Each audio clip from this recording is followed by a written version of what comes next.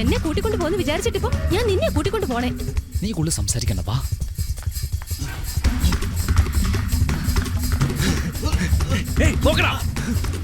പുറകെ തന്നെ വരുന്നുണ്ട്. ഇനിയിപ്പോ എന്ത് ചെയ്യും?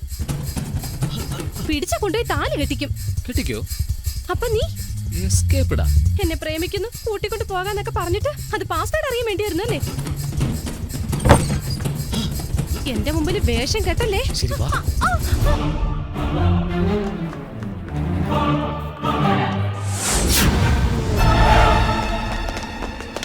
കല്യാണം നടക്കരുത്, അതല്ലേ? കല്യാണം നടക്കില്ല.